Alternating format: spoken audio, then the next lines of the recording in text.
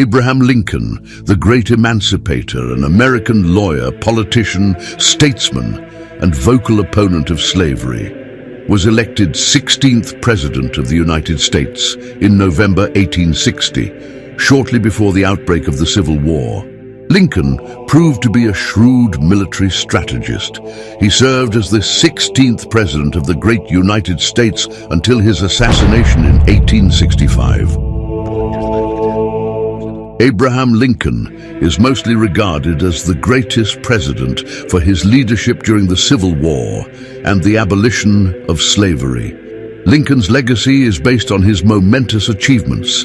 He successfully waged a political struggle and civil war that preserved the Union, ended slavery, and created the possibility of civil and social freedom for African Americans. Among American heroes, Lincoln continues to have a unique appeal for his fellow countrymen and also for people of other lands. This charm derives from his remarkable life story, the rise from humble origins, the dramatic death, and from his distinctively human and humane personality, as well as from his historical role as saviour of the Union and emancipator of enslaved people. His relevance endures and grows especially because of his eloquence as a spokesman for democracy. However, his assassination prevented him from overseeing the reconstruction of the Union he had helped save. The assassination also had the effect of turning Lincoln into a martyr of almost mythological dimensions. As Edwin Stanton remarked when Lincoln died, "Now he belongs to the ages," and Lincoln has not lacked idolaters who view him as an almost supernatural representation of American genius.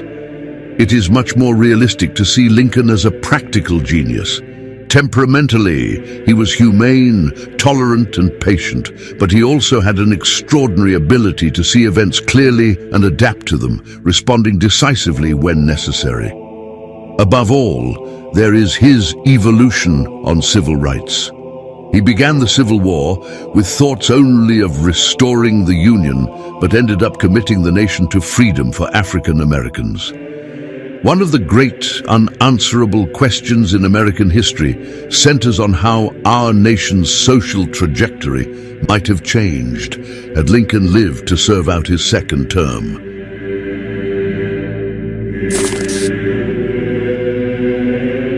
Lincoln was born on February 12, 1809, to Nancy and Thomas Lincoln in a one-room log cabin in Hardin County, Kentucky. His family moved to southern Indiana in 1816.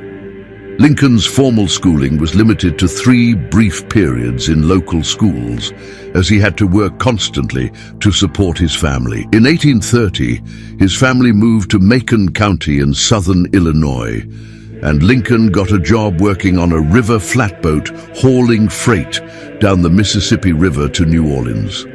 After settling in the town of New Salem, Illinois, where he worked as a shopkeeper and a postmaster, Lincoln became involved in local politics as a supporter of the Whig Party, winning election to the Illinois State Legislature in 1834. Like his Whig heroes, Henry Clay and Daniel Webster, Lincoln opposed the spread of slavery to the territories.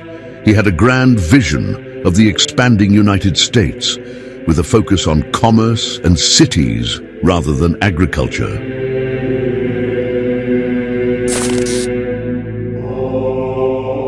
Lincoln won election to the U.S. House of Representatives in 1846 and began serving his term the following year. As a congressman, Lincoln was unpopular with many Illinois voters for his strong stance against the Mexican-American War. Promising not to seek re-election, he returned to Springfield in 1849. Events conspired to push him back into national politics, however. Douglas, a leading Democrat in Congress, had pushed through the passage of the Kansas-Nebraska Act in 1854, which declared that the voters of each territory, rather than the federal government, had the right to decide whether the territory should be slave or free. On October 16, 1854, Lincoln went before a large crowd in Peoria to debate the merits of the Kansas-Nebraska Act with Douglas, denouncing slavery and its extension and calling the institution a violation of the most basic tenets of the Declaration of Independence. With the Whig Party in ruins, Lincoln joined the new Republican Party formed largely in opposition to slavery's extension into the territories in 1856 and ran for the Senate again that year.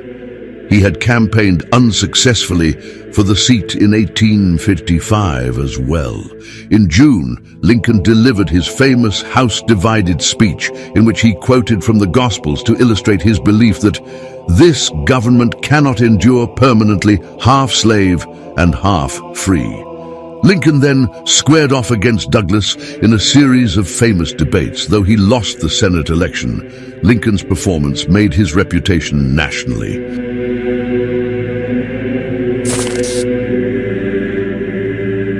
Lincoln's profile rose even higher in early 1860 after he delivered another rousing speech at New York City's Cooper Union. That May, Republicans chose Lincoln as their candidate for president, passing over Senator William H. Seward of New York and other powerful contenders in favor of the rangy Illinois lawyer with only one undistinguished congressional term under his belt.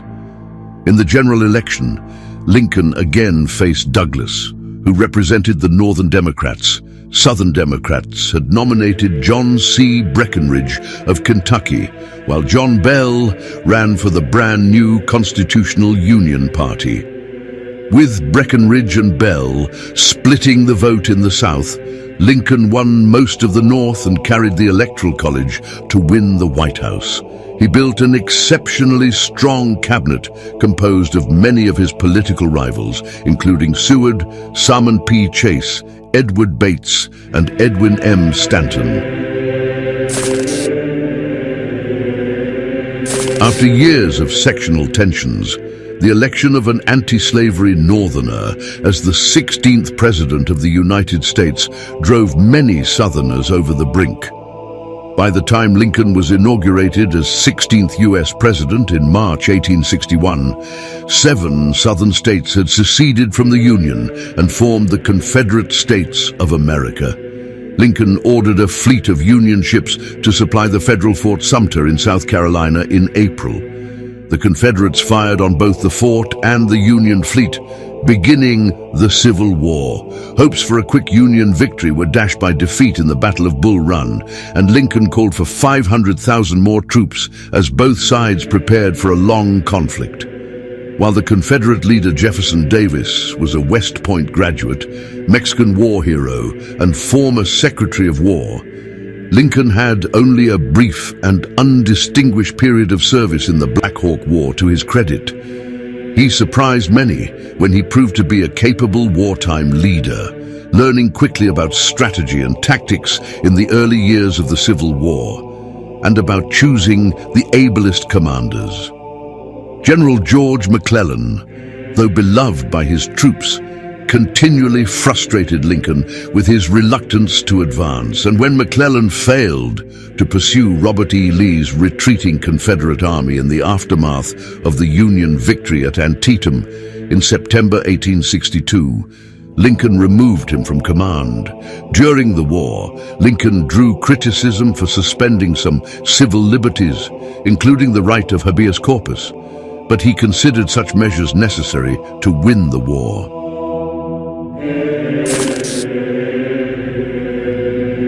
Shortly after the Battle of Antietam-Sharpsburg, Lincoln issued a preliminary Emancipation Proclamation, which took effect on January 1st, 1863, and freed all of the enslaved people in the rebellious states not under federal control, but left those in the border states in bondage, though Lincoln once maintained that his paramount object in this struggle is to save the Union, and is not either to save or destroy slavery.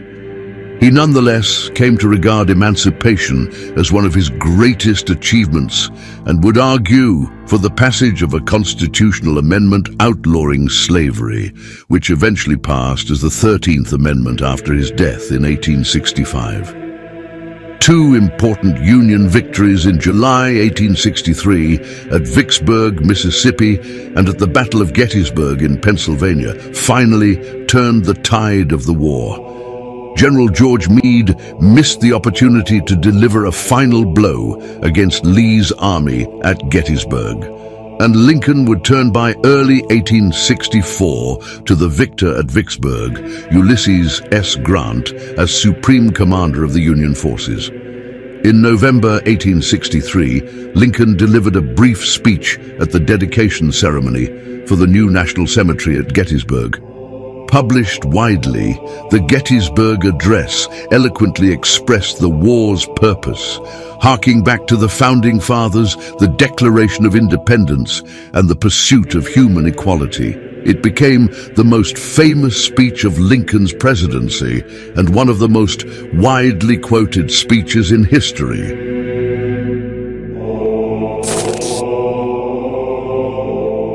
In 1864, Lincoln faced a tough re-election battle against the Democratic nominee, the former Union General George McClellan.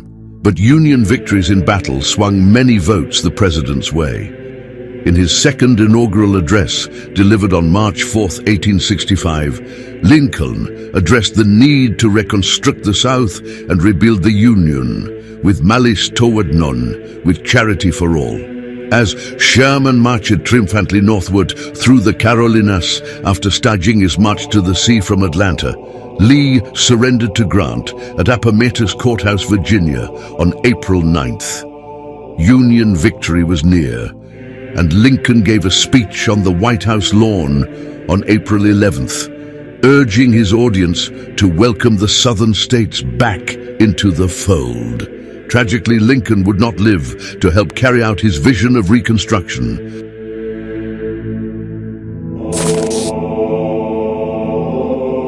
On the night of April 14, 1865, the actor and Confederate sympathizer John Wilkes Booth slipped into the president's box at Ford's Theater in Washington, D.C., and shot him point blank in the back of the head. Lincoln was carried to a boarding house across the street from the theater, but he never regained consciousness and died in the early morning hours of April 15, 1865. Lincoln's assassination made him a national martyr. On April 21, 1865, a train carrying his coffin left Washington, D.C. on its way to Springfield, Illinois, where he would be buried on May 4th. Lincoln's funeral train traveled through 180 cities and 7 states so mourners could pay homage to the fallen president. Today, Lincoln's birthday, alongside the birthday of George Washington, is honored on President's Day, which falls on the third Monday of February.